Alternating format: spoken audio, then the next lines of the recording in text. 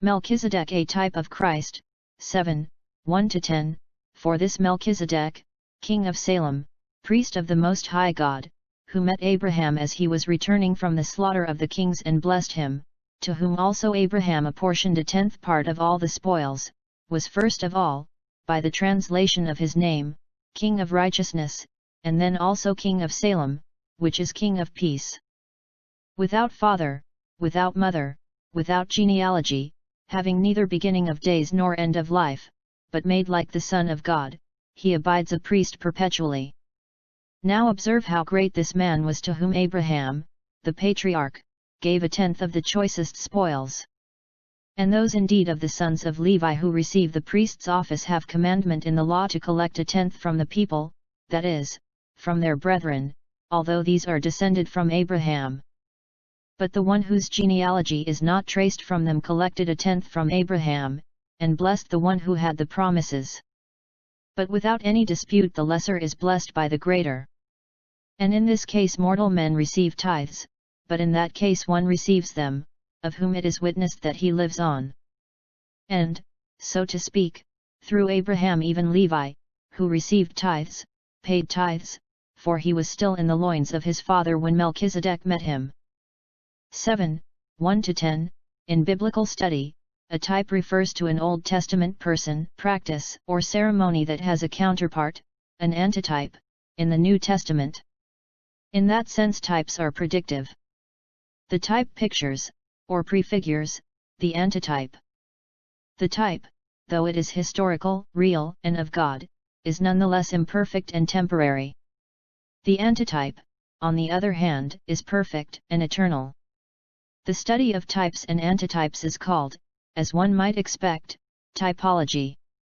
The bronze serpent that God commanded Moses to set on a standard, Number 21, 8, for example, was a type of Christ's being lifted up on the cross, John 3, 14. The sacrificial lamb was a type of the Lamb of God, Jesus Christ, who was sacrificed for the sins of the world, John 1, 29, Rev. 5, 6, 8, etc. Melchizedek is also a type of Christ. As mentioned earlier, the Bible gives very little historical information about Melchizedek. All that we know is located in Genesis 14, Psalm 110, and Hebrews 5-7. The most detailed information is in Hebrews 7, 1-3. Types are frail illustrations at best. They are analogies, and, like all analogies, they correspond to the person or thing to which they are compared only in certain ways, perhaps only in one way. The bronze serpent typified Christ in that it was lifted up for all the people to see, and in that looking upon it brought them deliverance. The sacrificial lamb typifies Christ in that it is very meek, innocent, and that it was sacrificed on behalf of the sins of another. Similarly, though Melchizedek is in no way the equal of Christ, his unique priesthood, and even his name, typify Jesus Christ and his work in a number of significant ways. Chapter 7 is the focal point of Hebrews. It concerns the central, the most important, part of Judaism, the priesthood. No sacrifices could be made except by the priest, and no forgiveness of sins could be had apart from the sacrifices. Obedience to the law was exceedingly important, but the offering of sacrifices was even more important. And the priesthood was essential for offering them. Consequently, the priesthood was exalted in Judaism. The law God gave Israel was holy and good, but because the Israelites, as all men, were sinful by nature, they could not keep the law perfectly. When they broke the law, fellowship with God was also broken. The only way of restoring fellowship was to remove the sin that was committed, and the only way to do that was through a blood sacrifice. When a person repented and made a proper offering through the priest, his sacrifice was meant to show the genuineness of his penitence by obedience to God's requirement. God accepted that faithful act and granted forgiveness. Understanding Melchizedek is for the mature. The writer first introduced Melchizedek in chapter 5, but before he could explain the significance of this ancient priest, king, he gave the warning to the immature Jews who could not bring themselves to accept Christ as their Savior. 5, 11-6, 20.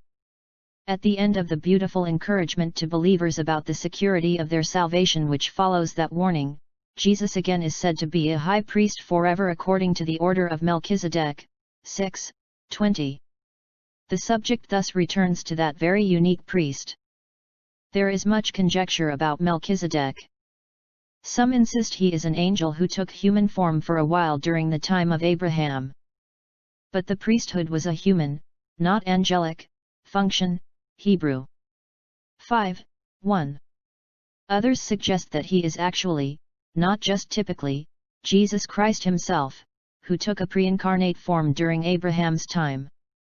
But Melchizedek is described as made like the Son of God, 7:3, not as being the Son of God. I believe that Melchizedek was a historical human being, whose priestly ministry typifies that of Christ, a man whom God designed to use as a picture of Jesus Christ. But we cannot be sure of the details of his identity. Those remain among the secret things that belong only to the Lord. The accounts of Melchizedek in sacred history are one of the most remarkable proofs of the divine inspiration and unity of Scripture. The whole concept of Melchizedek is an amazing insight into the fact that God wrote the Bible. In Genesis we have only 3 verses about Melchizedek. Some 1,000 years later David makes a briefer mention of him in Psalm 110:4, declaring for the first time that the Messiah's priesthood would be like Melchizedek's. After another 1,000 years, the writer of Hebrews tells us even more of Melchizedek's significance. He reveals things about Melchizedek that even Melchizedek, or his contemporary, Abraham, did not know and of which David had only a glimpse. So we reason that the God who wrote the book of Hebrews wrote the book of Genesis and Psalm 110 and all the rest of Scripture. Hebrews 7:1-10 first presents, then proves, the superiorities of Melchizedek's priesthood over that of the Levitical, Aaronic. For this Melchizedek, king of Salem, priest of the Most High God, who met Abraham as he was returning from the slaughter of the kings and blessed him, to whom also Abraham apportioned a 10th part of all the spoils, was first of all, by the translation of his name, King of Righteousness, and then also King of Salem, which is King of Peace. Without father, without mother, without genealogy, having neither beginning of days nor end of life, but made like the Son of God, he abides a priest perpetually. 7:1-3. Verses 1-2 are essentially a summary of the Genesis 14 account. They remind us that Melchizedek was the king of Salem, an ancient name for Jerusalem, that he was a priest of the Most High God, that he blessed Abraham after the patriarch had defeated the oppressive King Chedorlaomer and his 3 allies, and that Abraham, in turn, offered Melchizedek a tithe of the spoils. The writer also points out that the literal meaning of Melchizedek's title is King of Peace. Salem is from the same Hebrew root as shalom, peace. Before we look into Melchizedek's priesthood, we should review the Levitical, with which his is compared. The Levitical priesthood first, as mentioned above, the entire tribe of Levi was dedicated by God for religious service. Although all priests were Levites, not all Levites were priests. All priests, in fact, not only had to be descended from Levi but also from Aaron, Moses' brother. The non-priestly Levites served as helpers to the priests, and probably as singers, instrumentalists, and the like. The priesthood was strictly national, strictly Jewish. Second, the Levites were subject to the king just as much as were the other tribes. Their priestly functions were not under the control of the king, but in all other matters they were ordinary subjects. They were in no way a ruling class. A Levite, in fact, could not be king. They were set aside as a first fruit to God for special priestly service, Number 8:14-16. Third, the priestly sacrifices, including the one by the high priest on the Day of Atonement, were not permanent. They had to be repeated and repeated and repeated continually. They had no permanence. They provided no permanent forgiveness, no permanent righteousness, no permanent peace. Fourth, the Levitical priesthood was hereditary. A man who served as a priest did so because he was born into the right family, not because he lived a right life, Fifth, just as the effects of the sacrifices were temporary, so was the time of priestly service. A priest served from the age of 25 until the age of 50, after which his ministry was over. Number 8, 24-25. Melchizedek's superior priesthood. Melchizedek's priesthood was superior to the Levitical in every way, but 5 specific ones are given in Hebrews 7, 1-3. Melchizedek's priesthood was universal, not national. In relation to Israel, God took the name of Jehovah, or Yahweh. But no Jew would utter this name of God. It was too holy to pronounce. And because ancient Hebrew had no vowels, even the oldest of manuscripts do not help us to know exactly how the name would have been pronounced, although probably it was Yahweh, rather than Jehovah. When the scriptures were read aloud, the title Lord, Hebrew, DNY, was substituted for this name of God. In most English translations of the Bible, the name is given as Lord, capital and small capitals, and occasionally as Jehovah. This name was uniquely related to God's covenant with Israel. It was his covenant name. The Levitical priests, therefore, were priests of Jehovah. The Israelites were Jehovah's people and the Levites were Jehovah's priests. The Levitical priests could minister only to Israel and only for Jehovah. Melchizedek, however, was priest of the Most High God, El Elyon, a more universal name for God. It represents God as possessor of heaven and earth, God above all national or dispensational distinctions. The Most High God is over both Jew and Gentile, and is first mentioned in Scripture in relation to Melchizedek, Gen. 14:18. The significance is this: Jesus is not just the Messiah of Israel, but of the world. His priesthood is universal, just as Melchizedek's. This was an extremely important truth for Jews who had come to Christ, as well as those who were considering putting their trust in Christ. To them, there was no other priesthood established by the true God but the Levitical, which was restricted to Israel. Here they are reminded that their father Abraham, the first Jew, offered tithes to another type of priest. This priest served the one true God, but he lived hundreds of years before the Levitical priesthood came into existence. It is significant that, immediately after his encounter with Melchizedek, Abraham spoke to the king of Sodom about the Lord God Most High, Gen. 14:22, a combination of the covenant and universal names. The indecisive Jews were told, in effect, even your own scriptures recognize a priesthood not only that is completely apart from that of Aaron, but that existed long before Aaron's. This was a powerful argument. Melchizedek's priesthood was royal. Melchizedek was himself a king. 4 times in 2 verses, 7, 1-2, he is referred to as a king. As already mentioned, rulership of any sort was totally foreign to the Levitical priesthood. Melchizedek's universal priesthood and his royal office beautifully typify Jesus' saviorhood and lordship, as perfect priest and perfect king. Though never known in Israel, the dual role of priest, king was predicted by her prophets. Speaking of the Messiah, Zechariah writes, "Yes, it is he who will build the temple of the Lord, and he who will bear the honor and sit and rule on his throne. Thus, he will be a priest on his throne, and the council of peace will be between the two offices." Zech. 6:13.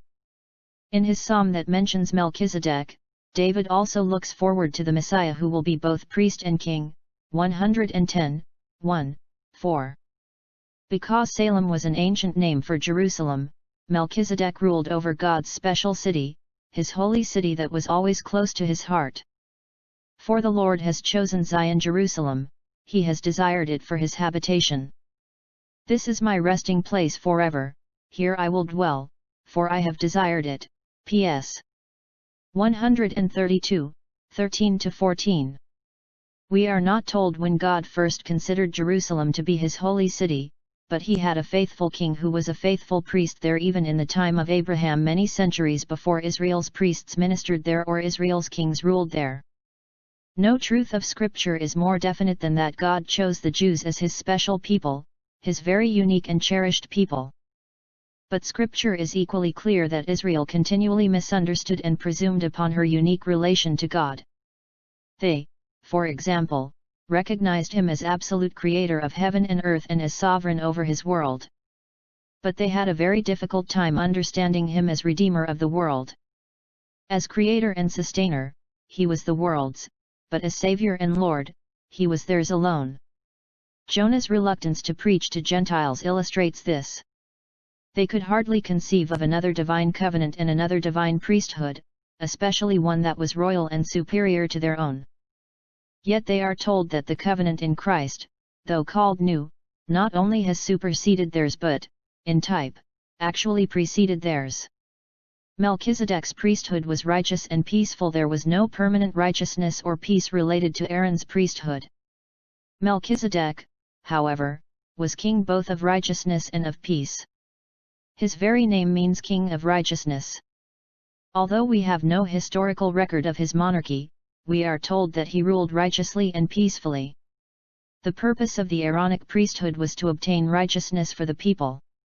The sacrifices were made to restore the people to a right relationship to God. But they never succeeded, in any deep and lasting way. God honored the sacrifice that was properly made. He had, after all, prescribed them. But they were never meant to remove sin. They were only a prefigurement, a type, of the one perfect sacrifice that could and did remove sin. They symbolized the sacrifice that makes men righteous and thereby brings men peace, but they themselves could not make men righteous or give men peace. As a temporary ritual they accomplished their God-ordained purpose. But they could not bring men to God. They were never meant to. Melchizedek, though king of righteousness and of peace, could not make men righteous or give them peace. His priesthood was a better type of Christ's than was the Levitical, but it was still a type. Only the divine priest could give righteousness and peace. Therefore, having been justified, counted righteous by faith, we have peace with God through our Lord Jesus Christ. Rom. 5:1. That is the necessary order, righteousness and then peace. Christ gives us peace by giving us righteousness. The work of righteousness will be peace, and the service of righteousness, quietness and confidence forever. Isa. 32:17. What the blood of bulls and goats could not do, the blood of Jesus Christ did. The Levitical sacrifices lasted only until a person sinned again. Jesus' sacrifice lasts through all eternity. Once reconciled to God through Christ, we will never be counted as sinful again, but always as righteous. Christ is the true King of righteousness. As the psalmist says so beautifully, in the Lord righteousness and peace have kissed each other. Ps. 85:10. The two things that men have longed for are a sense of righteousness before God and of being at peace with Him. These blessings have kissed each other and become a reality in the Messiah. Christ came to give us His righteousness that we might be at peace with God. Melchizedek pictured that. Melchizedek's priesthood was personal, not hereditary. The Levitical priesthood was entirely hereditary, through Aaron. Melchizedek's was personal. From the beginning of the Aaronic priesthood, genealogy determined everything, personal qualification nothing. If you descended from Aaron, you could serve; if you did not, you could not. Consequently, the priests often were more concerned about their pedigrees than their holiness. That Melchizedek is said to have been without father, without mother, without genealogy, having neither beginning of days nor end of life, does not mean that he came from nowhere. It simply means that in the Old Testament record nothing is said of his parents or origin. It is interesting that the single Greek word, agenealogtos, translated without genealogy, is found nowhere else in Scripture, in fact nowhere else in Greek literature. The reason, no doubt, is that it would have had no use because it would have made no sense. Everyone has a genealogy, whether he can trace it or not. The point in Hebrews is that Melchizedek's parentage and origin are irrelevant to his priesthood. Whereas to the Aaronic priesthood genealogy was everything, to the Melchizedek priesthood it was nothing. In this, Melchizedek was a type of Christ, not because Jesus had no genealogy but because Jesus's genealogy was not significant in regard to his priesthood. To be sure, Jesus' royal genealogy is important. It is given in some detail by both Matthew 1, 1-17, and Luke 3, 23-38. Matthew's Gospel, in fact, begins as the book of the genealogy of Jesus Christ, 1, 1. But his lineage is not traced to Aaron or Levi, but to Judah. Jesus Christ, though God's own Son, was not qualified for the Levitical priesthood. Like Melchizedek, as far as his priesthood was concerned, he had no priestly genealogy and he needed none. Jesus Christ was chosen as a priest because of his personal worth, his quality. He was chosen because of who he was, not because of where he came from genealogically. Jesus has become such not on the basis of a law of physical requirement, but according to the power of an indestructible life. Hebrew 7:16. Like Melchizedek's, Jesus' qualifications were personal, not hereditary. Melchizedek's priesthood is eternal, not temporary. Individually, a priest served only from the time he was 25 until he was 50. No priest, no matter how faithful, could serve more than 25 years. Collectively, the priesthood was also temporary. It began in the wilderness, when the covenant with Moses was made and the law was given. It ended when the temple in Jerusalem was destroyed in AD 70. The Levitical priesthood was for the Old Covenant and only for the Old Covenant, the covenant of law. Melchizedek's priesthood, however, had no such time or dispensational bounds. He abides a priest perpetually. It is not that he lived forever, but that the order of priesthood in which he ministered was forever. If he had lived forever, he would not be a type but a part of the reality. The picture of a landscape is not the landscape, but only a suggestion, a representation, of it. The fact that we have no biblical or other record of the beginning or end of Melchizedek's personal priesthood simply symbolizes the eternality of his priestly order. It is a type of Christ's truly eternal priesthood. Christ, because he abides forever, holds his priesthood permanently. Hence, also, he is able to save forever those who draw near to God through him, since he always lives to make intercession for them. Hebrew 7, 24-25. Jesus is a priest like Melchizedek. His priesthood is universal, royal, righteous, and peaceful, personal, and eternal. Melchizedek's superiorities proved. Now observe how great this man was, to whom Abraham, the patriarch, gave a tenth of the choicest spoils. And those indeed of the sons of Levi who receive the priest's office have commandment in the law to collect a tenth from the people, that is, from their brethren, although these are descended from Abraham. But the one whose genealogy is not traced from them collected a tenth from Abraham, and blessed the one who had the promises. But without any dispute the lesser is blessed by the greater. And in this case mortal men receive tithes, but in that case one receives them, of whom it is witnessed that he lives on. And, so to speak, through Abraham even Levi, who received tithes, paid tithes, for he was still in the loins of his father when Melchizedek met him. 7, 4-10.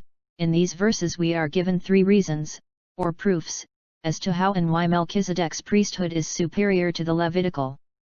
Abraham gave a tithe to Melchizedek. Abraham, father of the Jewish people, gave tithes, a tenth, of his war spoils, his choicest spoils, to Melchizedek. Though Melchizedek was a king, he had not fought with Abraham against Chedorlaomer. Nor do we have any record, or reason to believe, that Melchizedek had ever performed any priestly service for Abraham. Abraham simply recognized Melchizedek as a deserving and faithful priest of God Most High and consequently gave him a tithe from the best of the spoils. It was a voluntary act revealing thanks to God. The Holy Spirit demonstrates that Melchizedek is greater than Levi and Aaron, progenitors of the Levitical priesthood, by showing that this priest, king, is better than Abraham, the progenitor of both Levi and Aaron. Abraham was under no obligation, no law or commandment, to give Melchizedek anything. He gave freely and generously, and he gave the best that he had, not his leftovers. He gave the choicest spoils to the Lord, through his servant Melchizedek. Under grace we are free of the demands of the law. The New Testament specifies no definite amount or proportion of our money that we are to give to God. But this does not mean that our giving is optional, or that it should depend on our whim or personal feeling. It means that the basis of our giving should be our love and devotion to God, in gratitude for his inestimable gift to us. Just as Melchizedek's priesthood is a type of the priesthood of our Lord Jesus Christ, so Abraham's giving to Melchizedek is a type of what our giving to the Lord should be. It is not a type in its being a tenth, but in its being from his choicest possessions and being given freely, not because of legal requirement. The Levites, as the priestly tribe, received no inheritance of land, as did all the other tribes. They were to be supported by a tithe from their brother Israelites. All the tribes, of course, were descendants of Abraham through Jacob. Under the Old Covenant, therefore, one group of Abraham's descendants tithed to another. The point of Hebrews 7, 4-10 is that because Abraham, their common and supreme ancestor, had paid tithes to Melchizedek, even the Levites, in advance, so to speak, also paid tithes to Melchizedek.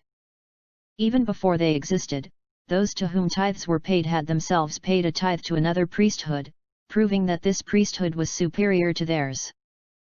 Melchizedek blessed Abraham. One of the first things we learn in Scripture about Abraham, and that Abraham learned about himself from God, is that through him and his descendants all the world was to be blessed. It was a staggering, awesome, and marvelous promise, especially because it was made before Abraham had any descendants and when it seemed impossible that he ever would. Just as we have no idea how much Abraham knew about Melchizedek, we have no idea how much Melchizedek knew about Abraham.